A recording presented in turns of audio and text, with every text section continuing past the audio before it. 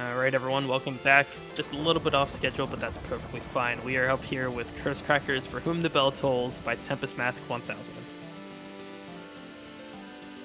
Hello, friends and fellow gamers. My name is TempestMask1000, and you might have heard me a little bit last night with having showcased Gungrave, as well as performing some commentary for that amazing Day 2 closer that was Aaron's Hardcore Uprising blindfolded run with Sayuri. And now I'm going to get to showcase a game that I personally appreciate, and I think you all should definitely give yourself a chance to try for yourselves if you ever have the time and feel the need for an indie platformer with a wonderful inspiration to the Game Boy Color art style. This is Curse Crackers For Whom the Bell Toils, launched by Colorgrave as their second ever game for Steam, as well as itch.io, and it is a fantastic platformer. The final version launched on, well, rather the final Steam version, but not, it's still getting updated to this day, but basically the official launch was last year, August 31st, and yeah, it's still getting updated to this day. It is just a fantastic game. And today I'll be doing the any percent no cactus category for Belle mode, and particularly I'm going to be doing it via no spark bangle, which we'll explain soon. But joining me on commentary is Ioto Core, the writer of the Auto Splitter, which I will be using to track my personal time, and is a fantastic commentator in his own right, as well as a Belle speedrunner. Hello, man. How you doing? Hi, I'm doing all right. Just getting ready for this run. Heck yeah, we're just about ready to rock and roll. And so with that in mind, I hope you all are too. With that said, time will begin once I select my character, but it seems that my controller is giving me just a bit of trouble trying to connect, so give me a second. I'm just going to switch up to the other one. The good news about this being a PC game is that it's not hard for it to re-recognize what controller I need to use. There we go. Okay, cool. So like I said, time will begin once I select my character. Really quick though, options here, we got text scrolling speed to full. I got run lead adjusted just a little bit. That's basically how far the camera moves up when I'm in the middle of running as Belle. Actually, let me, I think it was, yeah, no, I'll just stick with that. And then I also have a timer turned on. This is not necessary for my overall leaderboard time, but rather it's more of a little helpful thingy, which I like to have on. All right, so we'll begin in 5, 4, 3, 2, 1. Let's go. All right, take it away, Ioto. Alrighty. So, this is Curse Crackers. Steve did a lot of explaining on what the game is about, but it's a retro-inspired platformer, very heavy on the Game Boy Color aesthetics. Now, the No Cactus run is effectively a new game speed run. Like Colorgrave's other previous game, Prodigal, when you beat this game, a lot of stuff unlocks that just is permanently available. So special items, special events, locations, that kind of thing will all pop up over the course of the normal gameplay where they wouldn't during a normal new game. So it's kind of a pseudo new game plus, but this run basically will not be interfacing with that at all. The cactus refers to a cheat code entry, which lets us in the any percent run do a lot of goofy stuff, since it unlocks items that let you double jump or move faster through levels or skip whole levels, but this is basically just a new game fresh run. In fact, when I was unlocking some stuff on my Steam Deck for this game, because it doesn't support cloud saves unfortunately, I was doing I was doing no cactus runs a bunch. Now, there's 2 no cactus variations we have, and we'll touch on what the other one is in just a minute when we get there. But the other one, this one is just no cheats, effectively. So this is the fastest you can go without doing any kind of weird, goofy stuff. The other speedrun that we do in the 80% category, which is the cannonless run, involves the use of what we call skip cannons, which are found at the second world or the second level of each of these worlds, or collection of levels, and allows you to skip basically the entirety of a zone. Oh, that's unfortunate. Yeah, Chime was not behaving all too well. Yeah, so one thing also you'll notice there is when Belle just died, when Steve just died there by falling into the pit, you'll notice that there was a little baggie that sort of dropped. That contains, I believe it's all of the money he's picked up so far in the level. So it's sort of a Dark Souls-esque game mechanic, if you want to think about it that way. Yeah, kind of like Shovel Knight, basically. Yeah, Shovel Knight has a very similar thing where you have to retrieve your bags of money when you die. It's basically just important thing to keep track of, because we do need a little bit of cash depending on how the routing works for this run. Oh, and we're about to see the first of the skip cannons. There we are. So, the important property of the skip cannons is twofold. First, it lets you immediately skip to the first level of the next world, or next series of levels. And, most importantly, also unlocks all the previous levels that you may have skipped over just by going through this. So you were able to access any of those levels freely. That's very important because part of the routing for the any percent runs, or specifically the any percent runs where you skip levels, which is this and the true any percent, is you need to collect what are called Ardell roses, which are these roses that Stevie's picking up every so often across the levels. At the end of the game, he needs to have 30 of these roses in order to reach the final world, because you need to power a portal by using them, and if you don't have enough, you're going to have to spend a little bit of time traversing through levels to find the fastest ones to pick up in order to get through that portal.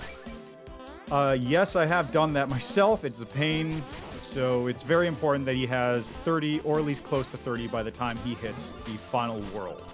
Because okay, not the final world. There's 3 worlds with skip cannons. There's a 4th world, which unfortunately does not have skips. And then there's a 5th world, which is the final zone of the game. So he has effectively a series of locked required roses that he's picking up for the final set of worlds. And then we just sort of had to go around and figure out what the fastest other roses were across the other 3 worlds. Which is why, on occasion, you'll see him jump into a level, then exit out, or skip a rose intentionally, because getting it is too much of a pain, as it requires you to go very far out of your way. So in this case, I'm going to want to collect the first rose. And I will admit, I am trying to follow a series of notes. Oh, I needed that guy, actually. Whoops, I always forget about that one. So the skip cannons themselves sometimes have some very interesting locations. In the first case, you saw what was essentially a fairly simple one. In this case, I have to make use of some extra height, and that skeleton is a very key player to that. So I have to avoid bouncing on him as Belle, and then I have to avoid prematurely defeating him as Chime, or with Chime in order to do that. By the way, Chime is the very floating Belle buddy that is, well, unironically following Belle. And this is going to be the first case of me going back to a level to pick up a certain rose. That was a little unfortunate. But in this case, I won't have to go to the goal this time, because, like I also said, I can, having unlocked this stage and then already using the skip cannon to get to World 3, the swamp, I just need to collect these 3 more roses from this ruined stage, and then I can just exit out, because every stage 3 and 5 of a world is going to feature a boss at the end, and trying to fight this particular boss, while not necessarily a bad fight, is definitely just going to waste a little bit of time, and I don't need that.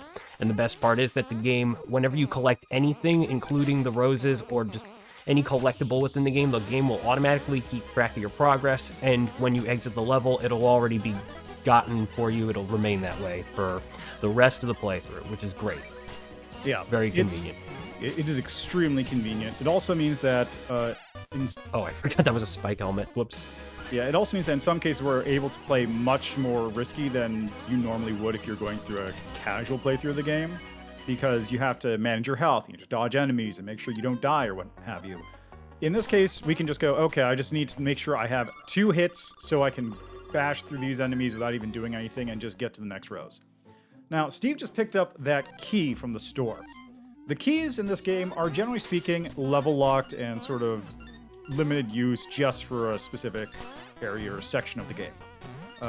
You can think of them like small keys in a Zelda game. They're basically just going to exist for one room or one dungeon, and then you drop them in their correct spot, and that's that. If you die, you lose the key, normally. But in this game, you have the ability to buy items, and those items go in a little slot, which are activated by pressing, what is it, Y, B, whatever. I think it's usually the B button for me, at least, but I can't remember. In this case, this item will not be used if I press it, but rather it'll automatically get used to the first locked door that I use it on. Now, this is twofold because we actually figured that there's an item that can benefit from using this, but that is the thing that I'm not doing today, because that item in particular is called the Spark Bangle.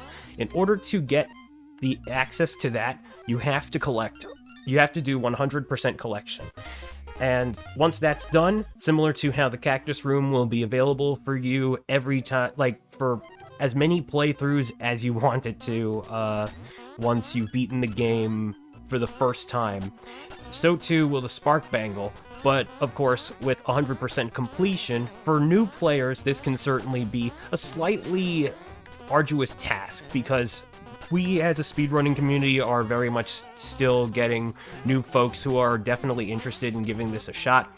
And as a result, I figured myself that, hey, and, well, myself and others, of course, we figured that, hey, if, just to make sure there isn't necessarily all that much pressure within the leaderboards, well, we'll just split things, and so we've effectively created the No Spark Bangle category for Belle, and then in a similar way to Bonnie, who is the other playable character in this game, and we'll actually be seeing her as a boss here, we added a no riot mode. Now, that's just basically because Bonnie does not have the ability to get items, unlike Belle, and the only thing she always has at every single moment of her gameplay is her scythe, which allows her to do a special little jump.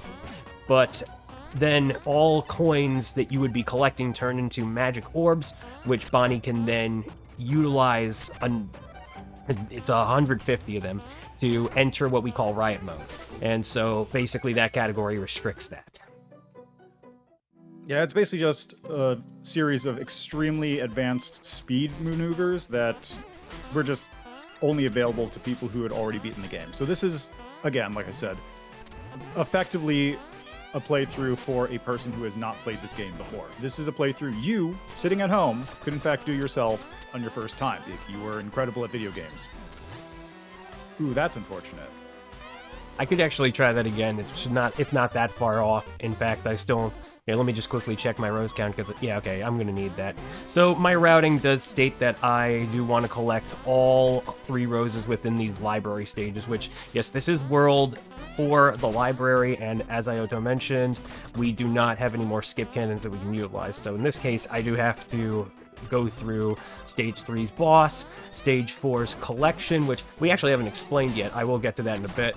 And then Stage 5's boss, but that's a given because that's Bonnie, and that's very much story important, so no matter what, you can't really skip that. And that's not too bad of a thing, though, honestly. Like, it's actually it's kind of fun when you think about it, because with what Bonnie can do, well, no brainer there. But with what Belle can do, it's just as neat. But yeah, I should probably mention that Bonnie's riot mode allowed any percent can be beaten in, like, I believe the world record right now is a few minutes. it's nuts. Yeah, well, I mean, that's not saying much. The any percent runs are also significantly faster than you would think. I think, what's the record for there was any percent right now? It's like 8 minutes with Belle? Yeah, Belle is... Druid Vorse, the world record holder of Belle, and a god of a man, has been trying to get that down to sub 8, so... It's definitely possible. It's just really hard to do at this point because he's always optimized Belle's movement to, like, many an extreme, and it's just, it stands to note. But yes, I actually realized it was kind of funny when I was trying to search for that second rose. When I realized, oh yeah, it's down there. I could have activated the checkpoint and then performed a death warp. That could have worked. Yeah, whatever. It's not too much time lost. Oh yeah, no, it's not that big a waste. I just, for future reference. But yeah, anyway. So, that was a bit unfortunate because that obviously was the end of the level, and you'll notice that there was this little passageway that was thin enough for Chime to fit through exactly.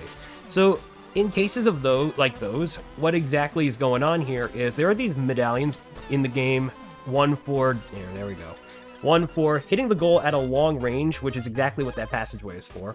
There's the speed medal, which is what the timer option is showcasing and whether or not I can manage that. And then there is the target medal, which, yeah, that's for special rooms that all levels have, in which you just got to break a series of numbered targets in that exact order, and then you open up the chest to get the medal. Yeah. We will not be seeing any of those. Nope, not at all. It would be interesting if I could think of like something that could make use for it, but really there is just not. It's just for collective purposes. Yeah, the 100% run will obviously be doing those, but right. This is not that. The fact that this game can be beaten so fast, though, let it be known that for as quick as that indeed is, 100% is the longest category, going well over 2 hours, and it is kind of surprising when you think about just how much content Colorgrave has put into the game. Honestly, for the better, though, because with each update, there's always something interesting to find. There's just something that just really adds to the overall replayability of this game. And as I mentioned, one of those things is a second playable character in Bonnie, which there was a level which does actually let you play as her. We called it Bonnievania, but not only did the Redawn update version 1.2 add more to that particular level. Oh, I could have just... Whoops, I was totally playing that casually. But also, not only did it add more to that entire level section or series of levels now, it also gave you the ability to unlock playing as her after you beat it for the first time. So there's a lot that Colorgrave is adding, and very much appreciating it for it.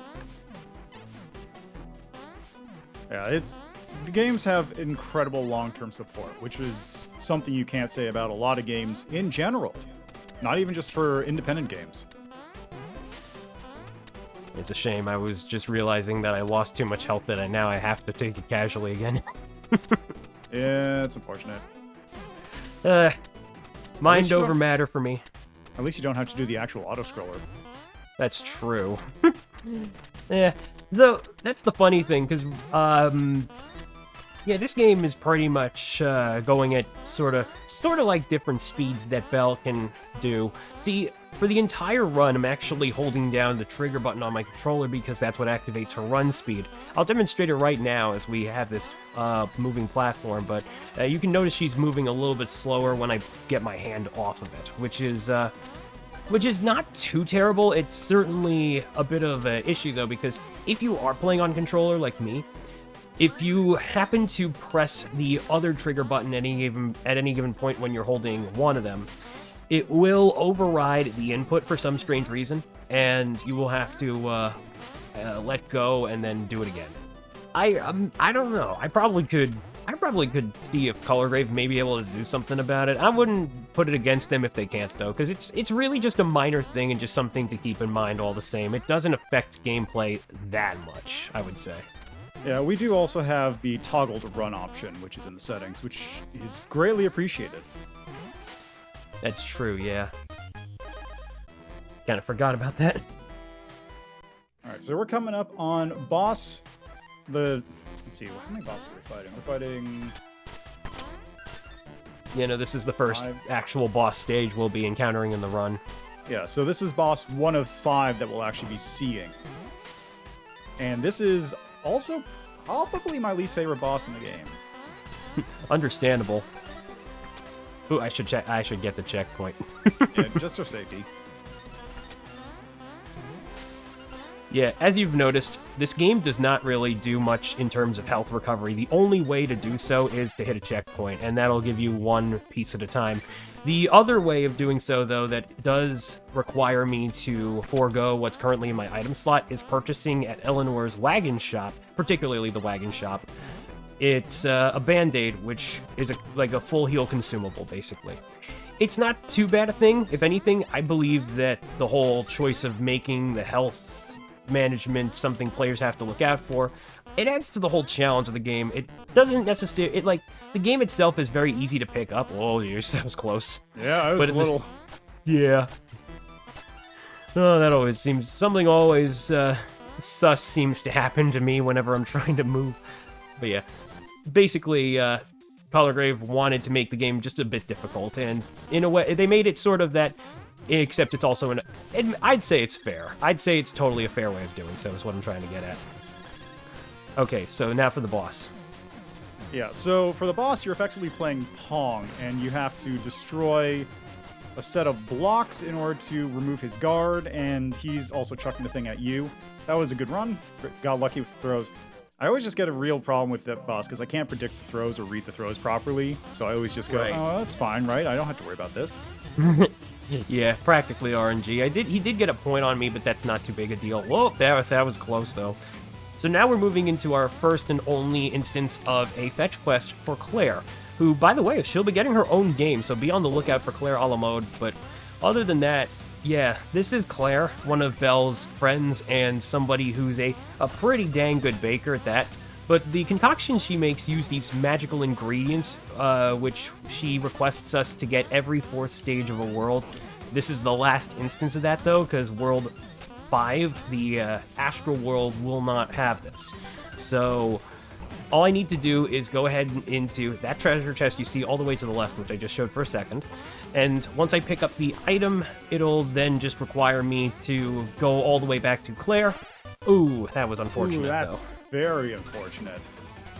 Okay, let's see if I can... No, okay, I have to go. I was thinking of Bonnie for a second for some reason. I'm just like, what? Yeah, you can only make that if you have the mask.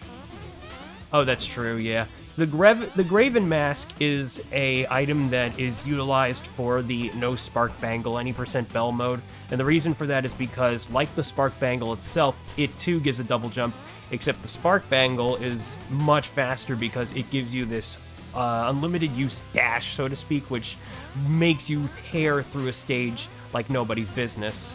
But yeah, the reason that was a little unfortunate, obviously being once I die with that key in hand, then it goes back to where it was. Now you're thinking, wait, I have this one-use key in my item slot, right? So why not use that? The reason is I'm actually reserving it for stage 2, I believe, or stage 1 or 2. I'll know which one it is, but like, no, it's basically stage 3, isn't it? Oh no, you know what? It could be. Basically, it's one of the stages from the Astral World, and it's faster to use that to open up the gate instead of getting that particular skeleton key within the stage itself. That's the basic long and short of it. Alright, so we've collected the spirit fruit. Is it edible? We'll find out in just a second, but first, I'm actually going to perform a very quick death warp, which will take me back to the checkpoint. Oh, wait a second, that was the... Oh, shoot, wait. Okay, I had the right idea in mind. That was probably a bad idea. Yeah, you can do that in level 4, like World 1-4. Oh, yeah, that was it. No wonder I had it mixed up. Oh, well. Hey, I had the right idea in mind. If anything, a little bit of time lost at this rate is far from concerning, because I am actually way, way on good pace, for sure. Yeah, so this one in particular is the Phantom Flan. It allows you to become immaterial, which lets you pass through enemies and ignore spikes and fall through thin platforms. There's a variety of other power-ups that you get across all the other levels, and you have the ability to buy them. So, but instead of that, let's talk about what's going on right here. So this is Beakton. This is the second boss we're fighting. He is a really tough fight. He's invulnerable during the background stage where he's shooting out these projectiles, and when he finally shows up, and he's dead. And now we go on to Bonnie. One of the funniest things we found, really. So this is Bonnie. She's the evil necromancer that stole your date. And let's see, that's 1, 2, 3, 4. Whoop! Oh no, she moved. Okay, that's not too bad, but hang on, I gotta take this very carefully. 5. Oh crud! Yeah, I was a bit cornered there. That was unfortunate. I usually have it pretty good, but, like, she can do that. It's not like this has never happened before. I'm gonna take the death again because that was just not a good start right there. Yeah. So while Bonnie isn't what I would say is a run killer, she is a little tricky to get out the RNG. Like if you mess up on your rhythm with her, then you can just get locked out of the fight entirely for a run. Like just completely shut down. Just one more hit. She's not terribly hard. Once you know what she's you're not. dealing with. But it's getting down the pattern to prevent her from going wild that can be hard, because once she slips out of it, then she basically gets to have free roam. And the problem, too, is that when it comes to Chime's gameplay, Chime is free roaming until he decides to come back to you unless you press Y to call him back. So if you're not, if your mind is more focused on Belle, but you forget that you have Chime out in the distance, you're probably going to have a bit of an awkward time. So it's basically a bit of a trade-off there. This is probably the only fight where a lot of the time the runners will actually take it slow. Hey, congrats. Relatively clean. Oh no, Bonnie's being kidnapped. Who are these people? We'll go find out. So that right there is Vivian, one of the rescuable characters within the Swamp World. Particularly, there is one rescuable individual who was originally petrified in a particular stage, and by talking to them, you can unpetrify them, but Vivian is the sole exception in that she actually becomes active after you beat Bonnie, that's it. And the reason for that is because she is important in order to activate this story moment. I gotta try that again. And so it's at that point that because we had the 30 Ardell roses, we now were able to open up our portal and make chase after those two, which, those two particularly are Tidra and Lear. Lear we would have encountered for the first time if I had made my way to the boss chamber in World 2, the Ruins, and Tidra would have been making her first appearance in World 1, Stage 3. So this is her boss fight, and she's basically going to try and play Magician on us, eventually going into the Shuffling Hats Yu-Gi-Oh card, except it's a bunch of boxes with eyes. So I gotta keep in mind where she is, and she's gonna go right, no, middle, okay. And then I jump on her, and if it's the correct one, there you go. Good news is she will do it again if you get it wrong. So it's not unforgiving, but you do gotta keep in mind what's going on. I always thought those were like Chinese takeout boxes. They have the same kind of shape. They do. You're not wrong. It's kind of funny, actually. But you'll notice she's also trying to summon these wrecking balls, which if you see me standing in the gray ones, those are fakes. So you just stand in those and you'll be fine. She's also summoning these clones that'll shoot these lightning orbs at you. And that's basically the extent of her moveset. It's not too terrible. This fight is a here's the final lot hit. worse when you can't get hit. Nice. All right, and that's Cedra. All right. And now we've got a giant eyeball. What could it be for? Well, we'll find out soon. For now, we gotta make chase to Lear, who's in the second stage. By the way, I forgot to do my thing. So yeah, now we're in space! Sorry for the bad Tim Curry impression, by the way. So, No problem. I'm sure we'll hear many more in the future. That's true. So, yeah, this is a level. Normally, if I was doing the any percent category and I had the Graven mask on me, I'd be showcasing a clip that I love to, but unfortunately I can't because, circumstances don't allow me to. It basically works where, Belle's normally supposed to die if she gets crushed, but in a certain sort of instance, I believe it's if she gets pushed into another area, then it won't kill her, and that's that instance. Yeah, there's a specific, I would guess, physics glitch where I did a lot of testing on it. I can't remember the exact specifics right now, but if you get her head stuck in a appearing block as she's facing to the left, she gets shunted right and upwards. But if she's facing to the right, she goes left and downwards. So it's a very weird glitch that really only works in that specific room. As far as we know, anyway. I'd love to prove that there's other possibilities, but yes. So here's Lear. She's the boss that has some of the most health, particularly not including the final boss, but yeah, she takes 20 hits to take down. I have to hit her with Chime. This fight is admittedly harder if you play as Bonnie, because using the scythe isn't easy to get multi-hits on her, but that was pretty good. The little Feather Dash charge attack, which she can choose to use at an even point, is the one we don't usually want to see because it causes more time loss. Yeah, she's invulnerable during that move, and as all the bosses are RNG to some extent, she can sometimes just chain those dashes into each other, which makes dealing with her a pain. And also, now there's an asteroid coming towards the moon. Don't worry about it. It's fine. That giant lady, by the way, that giant woman, that was Blind Gaze. She's what's called a scale, and according to the lore of this game, particularly the scales are these individuals, these daughters of the mother dragon that created the world itself. Particularly, it was assumed that most of them were dead, but here she is, alive and, well, now able to see. See, the orbs that we were collecting this whole time, those were her eyes. So, yeah, fancy that. And having talked to her, that's the story condition we needed to activate in order to get the rest of the levels. Funnily enough, the condition that activates the ability to go to the door and then enter her room is not due to having beaten both Teedra and Lear, but rather once you defeat Lear. Particularly, you have to beat Stage 2 in order for that to become an accessible event, which is why we only do Lear's stage in the any percent route. Yeah, that speeds up the run a lot. Speaking of speeding up things, we are now coming up. We are in Stage 3. This is where I'm going to try to make use of the key that I collected from Eleanor's shop to... No, that's next level, I think. Oh, that's the next level? Oh, right. That's... Okay, forget it then. Yeah, you'll see the point when it comes up. It'll be clear.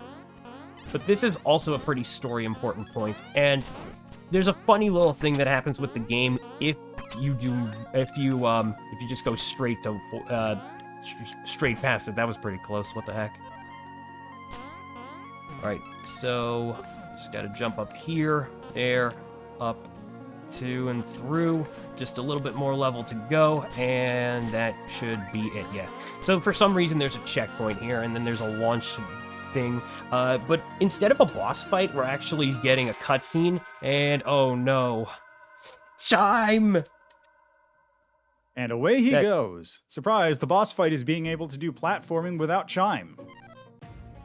Right, so that's what level 4 is going to be, but luckily we have the help of a, I forget the race's name, but this is a fella by the name of Zeal who lives within the temple, and he's going to serve as our means of trying to get up to higher places that we would have otherwise required Chime's assistance for. Yeah, he's effectively the double jump in this zone, which means you're hyper limited to only being able to do that in specific spots. All right, so this is where we're using the key. And you might say, hey, well, that's weird. Why are we using the key on that spot? Well, the reason why is because that room where you get the key for this level is a tremendous pain to get through. Like, I always take hits going through it. It's just a waste of time going all the way down there and getting the key. Everyone who runs the game hates that level or that specific zone, so we just skip it. Just skip it. It's fine. It's 100 coins, whatever.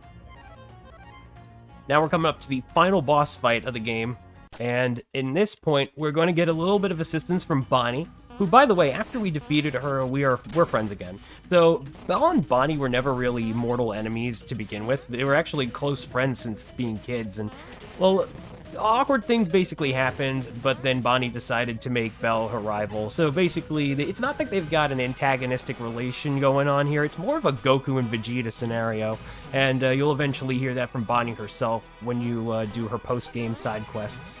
Not the Goku and Vegeta part. That's commentary. Well, yeah, it's not literally anyway. Also, you might notice that Steve is taking a lot of hits during this fight.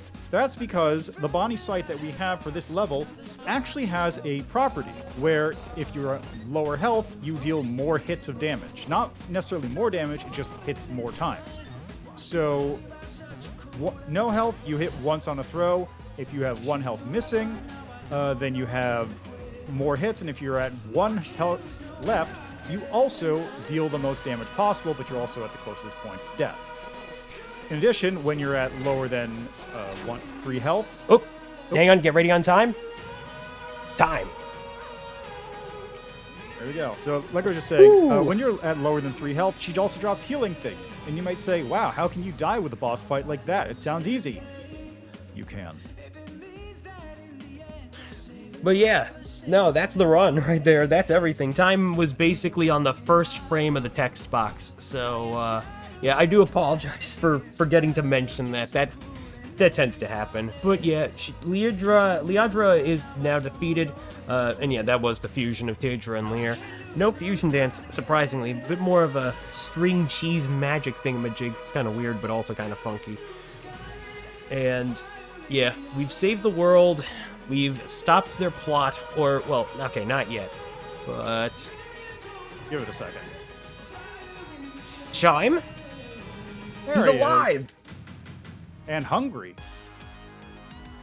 You're probably wondering what the heck is Chime even at this point. So, we don't actually know. The theory on this, though, is he could, at least my theory anyway, is he could be something in connection to Belle in relation to a certain, let's say, malevolent energy that this world sort of speaks about in lore. I'm not going to state what exactly I'm talking about. I'm going to be a little bit cryptic here because I really think you guys should see for yourself.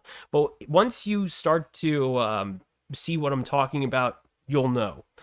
Either way, we've saved Bonnie, we've saved everyone, we are calling a truce, and yeah, everything is good to go. The day is saved. Indeed Everything it is finished. All the loose ends have been tied up. Nothing is left in the dark in a cave. Absolutely nothing. Hold on a second. I feel like we're forgetting something. No, that's wait. possible. No. No. Hang on. I really think... Oh, gosh darn it. He's fine. He's kind of a jerk anyway. So yeah, that was Clyde, Belle's date, and you can actually save him once you revisit Stage 5 after beating Bonnie for the first time in the library. So just go back to Stage 5, you'll notice those locked double doors in the background are now open, and it gives you a lot more level to go through. It's actually really cool. But yeah, now I will say this much, that was definitely a very good run pace for me. Unfortunately, not quite a PB, which I was hoping for, but it still apparently provided me a ton of gold splits, which I cannot complain about whatsoever. So that was a pretty good, I would call that a pretty good run, all things considered. Congrats. All right, but yeah, no, anyway. Enough rambling from me. Let's go ahead and do some plugs, and then we're going to move on because I know we got a couple more runners coming up, and then I'll actually be back soon to present one final speedrun in Blaster Master Zero. But in case you guys can't catch that and want to know where you can follow me, I got a Twitch at TempestMask1000, YouTube channel of the same name, and Twitter at @It'sTempestSteve. Iota, where can they find you? You can find me on Twitch at IotoCorp, at Twitter at IotoCorp. You can find me on YouTube. I've got 2 different channels there, which I use for different purposes. Basically, all my social medias are just linked off of my Twitter, where I've got a little thing on my profile, which you can also go to social.iotacorp.com, which has basically all the links for everything. But yeah, it's a fun time, but most importantly, more than anything else, you should check out this game, which is not only available on Steam and itch.io, but also has a free demo, which includes the first 5 levels of the game, but not the skip canon, because there's no point to it. I highly recommend checking that out. It's where I actually started speedrunning the game, because we were doing this before the game came out, but also it's an excellent speedrun to just pick up, because it's 5 levels, very quick, very easy. You can learn how to do it, no problem at all, and it's free. Just absolutely easy to try out and see how you do there. We still have the category up on speedruns.com if you want to submit your times for that as well. And if you'd like to learn the speedrun and connect with the community, we have a Discord link to Colorgrave's official Discord, where you can also find information regarding upcoming projects from them, as well as any dev streams that occur. Do keep in mind that they do not save the VODs to their Twitch, which is understandable, because usually whenever they showcase something, they're usually working on stuff for their upcoming game. But if you'd like to check out some of the clips that people have put up, then hey, that's perfectly fine. So with that said, thank you so much to Colorgrave for making this fantastic game. Shout out to the entire community, and thank you, Ayato, for joining me as always. You're a fantastic commentator, and I always love having you around. Always a pleasure. Heck yeah. All right, well, with that said, again, we're just going to pass it on back, but I hopefully will see you all soon. So with that said, ciao, Michi.